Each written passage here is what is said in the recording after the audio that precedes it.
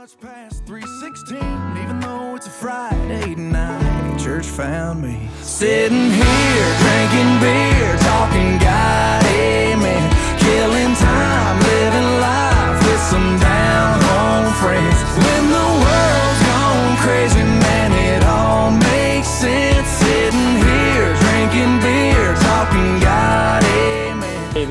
The album, the multi-part project, it seems like all these, all you country stars are releasing double albums and multi-part projects. Is that the latest thing to do, or you guys have too much time on your hands, or what?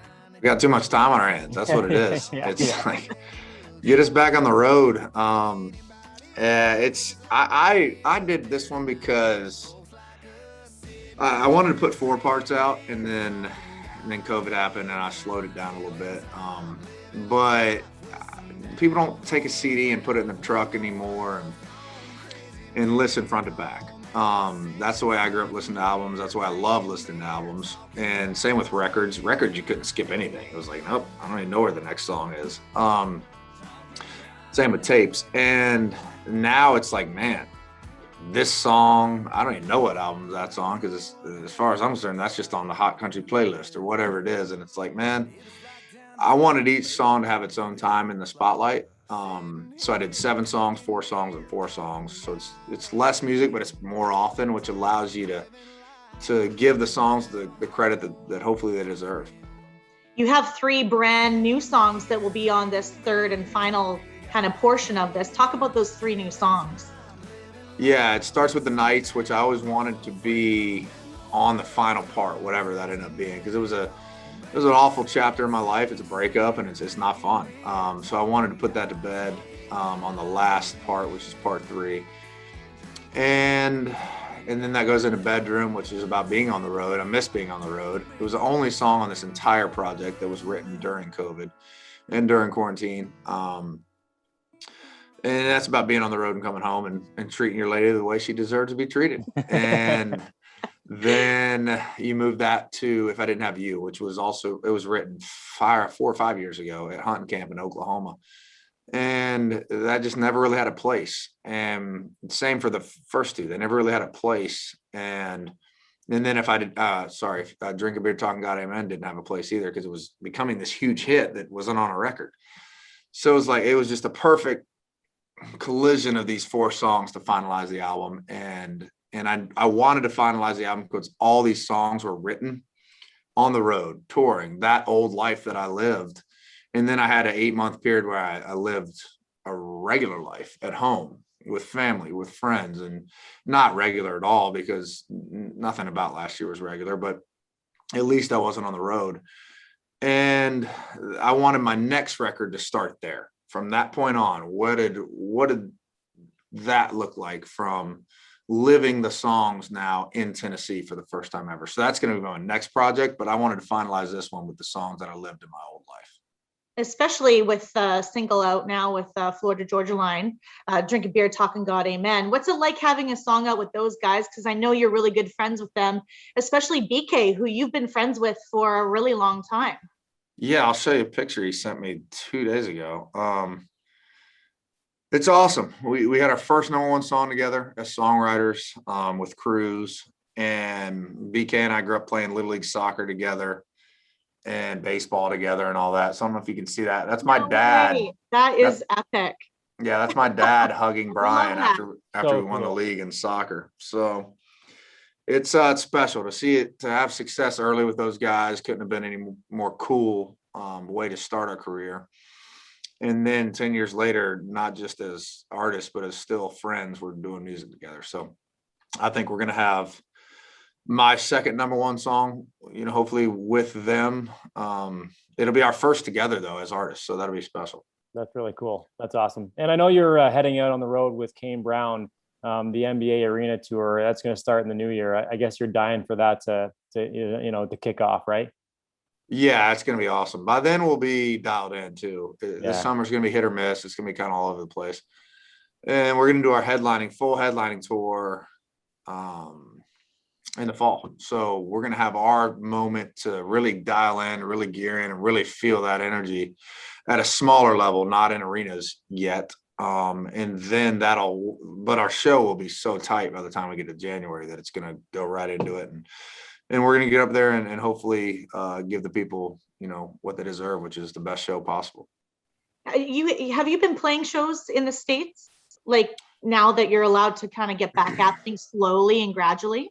Yeah.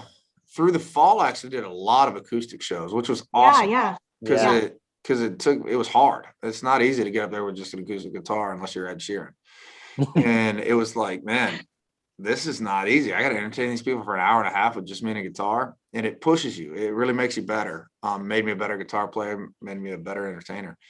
So, and then recently we've done 4 shows, Jacksonville, the Ryman here in Nashville, and then 2 in Virginia. That the same thing happened where it was energy, felt awesome. Everybody's back, but not real sure what to do. Mm-hmm. And then about 2/3 of the way through the set, we played Drink a Beer, Talking God Amen. And it was like, whoa, what just happened? It's like, wow, this song's at top 20 right now. It's not even in the States. It's not even coming close to peaking. And it's reacting bigger than any song I have, which is, I haven't seen that since Ready, Set, Roll. It's huge. It's huge. It's a great song. We love it up here in Canada. And we're patiently waiting for things to kind of open up where we can go to concerts again up here. So as soon as you guys can roll back up through here, I mean, we can't wait to see you on the stage. Hey, you just let us know. I don't know what's going on up there. I know the hockey games look a lot different when I watch the Canadian teams versus the American teams.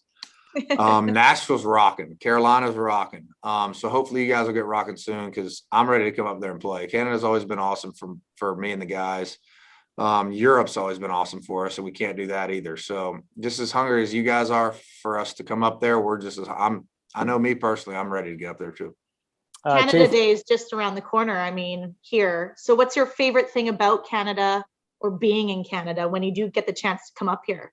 I actually played Canada Day in Canada. I don't know what the name of the festival was. It was probably 5 or 6 years ago. It was Canada Day, and that was my introduction to what Canada Day is. Right. And I held up a Canadian flag, and there was about 50 million other people holding up Canadian flags in the crowd.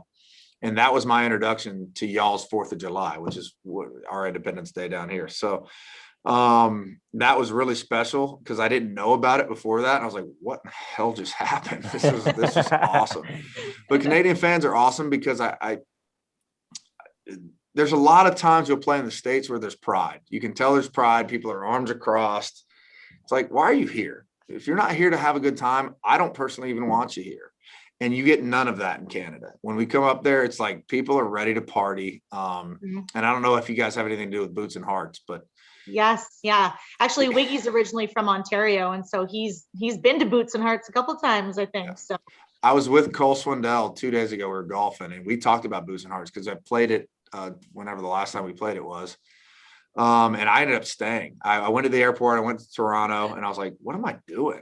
I'm going back. So I went back, hung out for 2 days, ended up giving Cole a beer on stage. And we were talking about that. And he was just like, man, what the hell's going on up there? That's to me, it's one of the best festivals in the entire world. So keep it up, please. It's a gong show. I remember the year where it just absolutely downpoured and everybody had like a foot of water in their tent and nobody cared because everybody was just having a good time. And it's always a gong show. It's always a party. And I'll say this, I hung out all quarantine long. There was 3 military families, American military families that I hung out with their kids.